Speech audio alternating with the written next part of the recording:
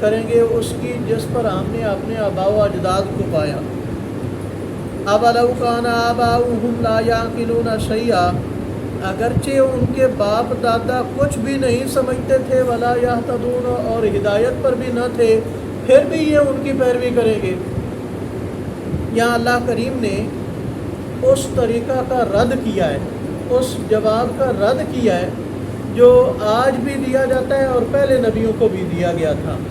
اللہ تعالیٰ کی طرف جب بھی کسی قوم کو، علاقہ والوں کو، انسانوں کو بلایا گیا تو اکثریت نے یہ جواب دیا کہ ہم اپنے باپ دادا کے مذہب، رسم و رواج، طور طریقے کو کبھی بھی نہیں چھوڑیں گے۔ یہ کیوں؟ اس لیے کہ اللہ کی پہچان نہیں ہے، اللہ کی محبت نہیں ہے۔ اللہ کی محبت سے بڑھ کر باپ دادا کی محبت ہے۔ ان کی محبت میں آ کر اللہ کے نبی کی بات اور اللہ کی بات کو کیا ہے؟ ٹھکرا دیا۔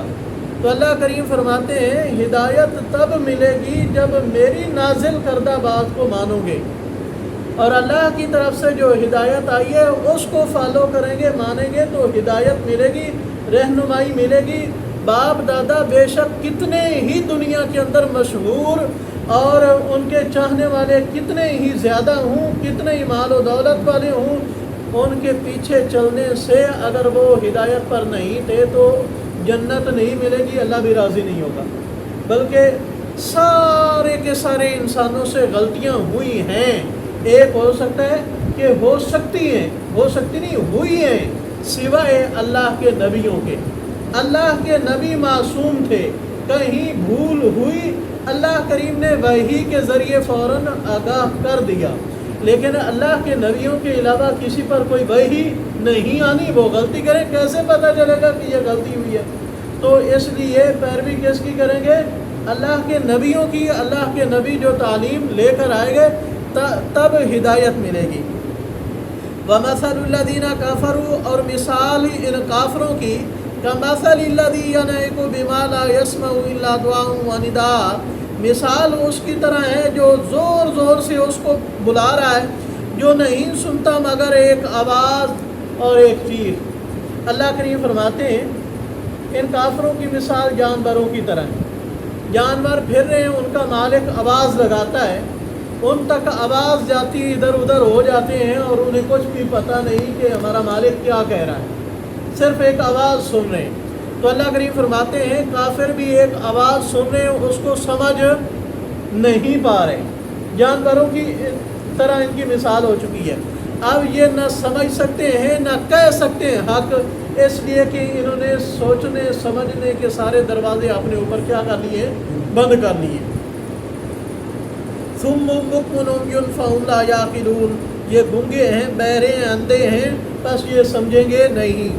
یا ایھا الذین آمنوا کلوا من طیبات ما رزقناکم، پھر اللہ کریم خاص طور پر مومنوں کو خطاب کرتے ہیں کہ ایمان والو کھاؤ ان پاکیزہ چیزوں میں سے جو میں نے کھانے کو دی ہیں تمہیں، واشکروا للہ، اور اللہ کا شکر کرو وہ چیزیں کھا کر کے، ان کنتم ایاہ تعبدون، اگر تم اسی کی عبادت کرنا چاہتے ہو۔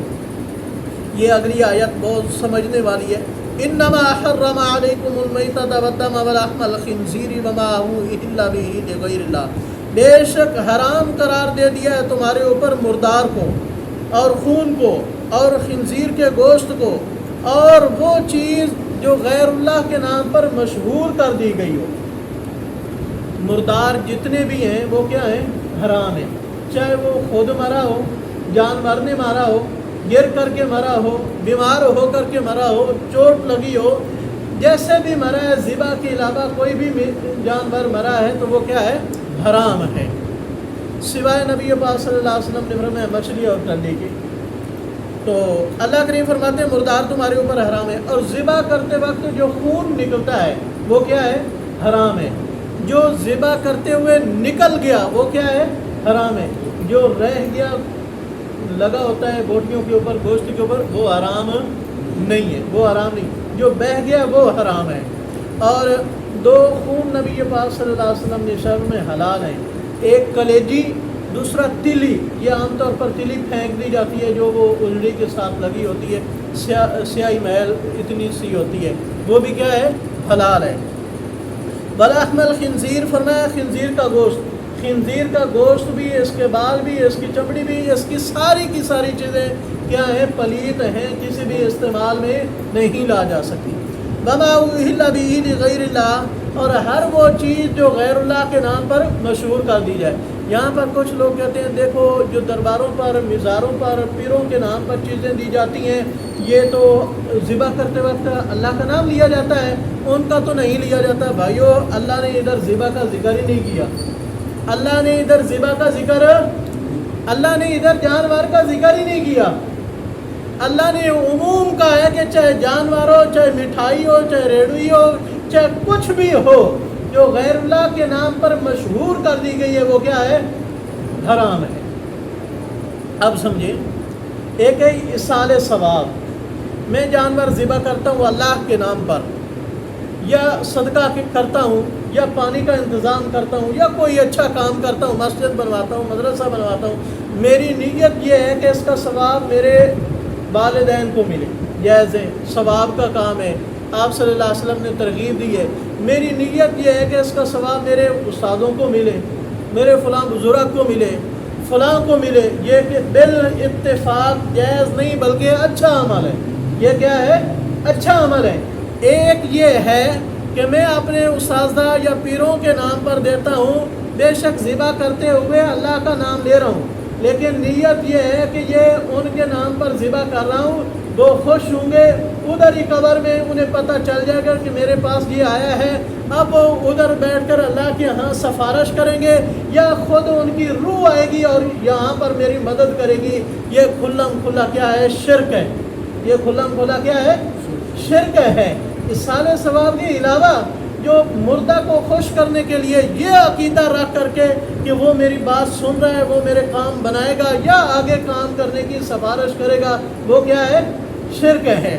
اور اسی طرح اللہ کریم فرماتے ہیں، یہ پچھلے دنوں ادھر وہ ریٹائر ماسٹر صاحب ہیں پیلٹ اسکول کے، ان کو یہ آیت سنائی 2 منٹ کی ہوئی، الحمدللہ انہیں بات سمجھ آ گئی۔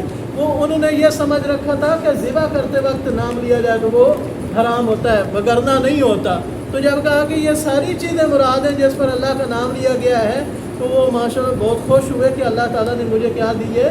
سمجھ عطا کی ہے۔ تو یہ کھلا لوگوں کو بتلایا کرو، فَمَنِ اسْتُرَّ غَيْرَ بَاغٍ وَلَا عَادٍ فَلَا إِثْمَ عَلَيْهِ، بس جو بندہ مجبور ہو گیا اور سرکشی کرنے والا نہیں اور حد سے بڑھنے والا بھی نہیں، فَلَا إِثْمَ عَلَيْهِ، تو اس پر کوئی گناہ نہیں۔ ایک بندہ ایسی حالت میں ہے کہ اس کے پاس مردار ہے، خون ہے، یا کوئی بھی حرام چیز ہے، اب وہ نہ کھائے تو وہ مرتا ہے، اب اسے حرام سمجھ کر اتنا کھا سکتا ہے کہ اس کی زندگی بچ سکے، اس کو جائز سمجھ کے نہیں۔ یہ غیر باغین، یعنی سرکشی کرنے والا نہ ہو، یعنی حرام سمجھ کر کے کھائے اور زیادہ بھی نہ کھائے، اتنی مقدار میں کھائے کہ اس کی جان بچ سکتی ہے، اتنا کیا ہے؟ مجبوری کی حالت میں جائز ہے۔ اللہ کریم فرماتے ہیں اس پر کوئی گناہ نہیں ہے۔